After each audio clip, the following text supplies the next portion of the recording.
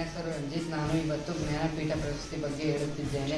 ಜ್ಞಾನಪೀಠ ಪ್ರಶಸ್ತಿ ಭಾರತದ ಸಾಹಿತಿಗಳಿಗೆ ಸಲ್ಲುವ ಅತ್ಯಂತ ಪ್ರತಿಷ್ಠಿತ ಪ್ರಶಸ್ತಿ.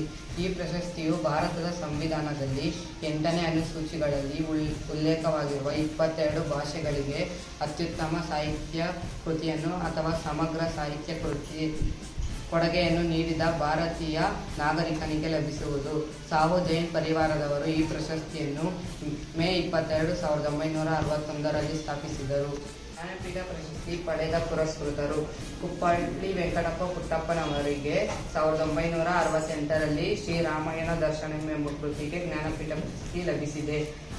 ದತ್ತಾತ್ರೇಯ ರಾಮಚಂದ್ರ ಬೇಂದ್ರೆ ಅವರು 1973ರಲ್ಲಿ ನಾಕುತಂತಿ ಎಂಬ ಕೃತಿಗೆ, ಶಿವರಾಮ್ ಕಾರಂತ್ ಅವರಿಗೆ 1977ರಲ್ಲಿ ಮೂಕಜ್ಜಿಯ ಕನಸುಗಳು, ಮಾಸ್ತಿ ವೆಂಕಟೇಶ ಅಯ್ಯಂಗಾರ್ ಅವರು 1983ರಲ್ಲಿ ಚಿಕ್ಕ ವೀರ ರಾಜೇಂದ್ರ ಎಂಬ ಗ್ರಂಥಕ್ಕೆ, ವಿ.ಕೃ. ಗೋಕಾಕ್ ಅವರು 1990ರಲ್ಲಿ ಭಾರತ ಸಿಂಧು ರಶ್ಮಿ ಎಂಬ ಕೃತಿಗೆ, ಯು.ಆರ್. ಅನಂತಮೂರ್ತಿ 1994ರಲ್ಲಿ ಸಮಗ್ರ ಸಾಹಿತ್ಯಕ್ಕೆ,